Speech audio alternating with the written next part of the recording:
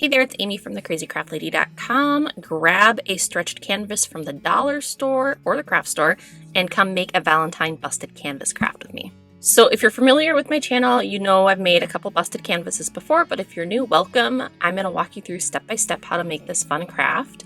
I just started with a stretched canvas from dollar store and I painted the inside of it. So I used this like buttermilk color. I don't have my paints in front of me, so I'll have to link or write the paint color names below. But I just took a flat 1-inch paintbrush and I painted a nice light yellow on the inside of the stretched canvas. And then I flipped it over and I painted pink on the front of the canvas as well as the edges. I chose yellow and pink because I designed a free printable that you can find over at thecrazycraftlady.com. I will link to it below. Or you can use any image that you like, but I just thought this penguin, I made a little heart penguin thing in Canva. It's nothing fancy, but I thought it was kind of cute. But just paint the edges of the canvas as well as the front of the canvas until you have complete coverage, let it dry. And then I was able to find a flat canvas at Dollar Tree that matched the exact same size as my stretched canvas. If you can't find a flat canvas, no worries, use a scrap piece of cardboard, a piece of manila folder, a piece of a cereal box, whatever you got. But I just trimmed my printable down to size so that it would fit just inside that flat canvas. You want it to be about a 1/2 inch smaller than your backer on all sides. And then to make my project look extra finished both front and back, I didn't attach my printable to the canvas side of my flat canvas. I actually attached it to the paper backing.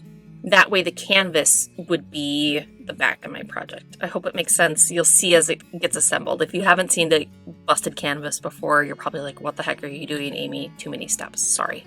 But I just used a glue stick and I attached my printable right to the paper back of that flat canvas. I like glue stick over Mod Podge because I know I'm not going to get wrinkles on something like this.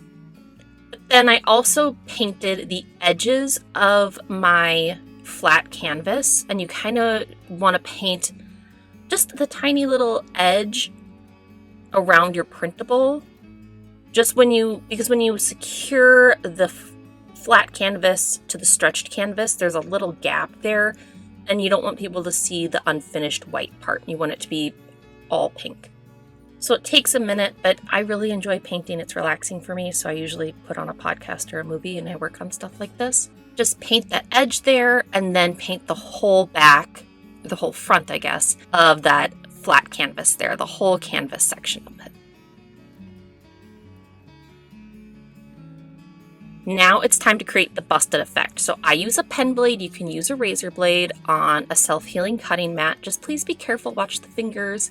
And I scored 6 different sections. Sometimes I do 8. You could do 4. You can do, I don't know if I do more than 8, but I did 6 on this. I always start with a pen blade, and then if you need to use scissors to kind of finish the job, you can. But just pop those little triangles apart. And then it's time to assemble. So hopefully this is where, if you haven't seen a busted canvas before, this is all making sense now. So you're going to hot glue along the back rim of your stretched canvas, and then just hot glue that secure right to the flat canvas panel so that you have this little peekaboo effect and the printable image pokes through the slits that you cut in the stretched canvas. And so here's where the craft scissors can kind of come in handy to decide, okay, how much of my printable do I want showing? How big do I want these slits to be? How big do I want my busted effect to be? How dramatic? And then you just come in with a little bit of hot glue, add it to the tip of each of those triangles and curve them back. You could lay the triangle tips flat or you can tuck them under. It's a really personal preference. I've seen it done both ways and I think it looks great no matter what. But just kind of hold it in place for a second while that hot glue sets so that the curl in that triangle section doesn't come undone. And then I just finished this off very simply. You can add a lot of 3D embellishments. You can add, hearts and floral stems and greenery. You can stuff stuff inside between the 2 canvases. But I went kind of more simple on this. I wanted this to be a little bit more clean and modern and fun. So I just took my fine point hot glue gun here and some twine from the dollar store, and I just wrapped the edge of the canvas in twine, probably wrapped around like 5 or 6 times.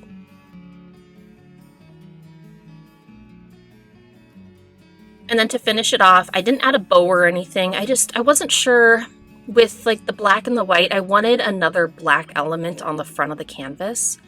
And because I hardly ever use rubber stamps, I had to use chalk paint on like a scrap piece of sponge and cardboard. But I have a little rubber stamp alphabet set. And so I just stamped using chalk paint, or you could use an ink pad if you had one. I think my ink pads dried up years ago. My scrapbook days are long behind me. But I just stamped little X's and O's all the way around the front of my canvas there. And I thought that kind of helped offset the black penguin with a little bit of more black detailing there.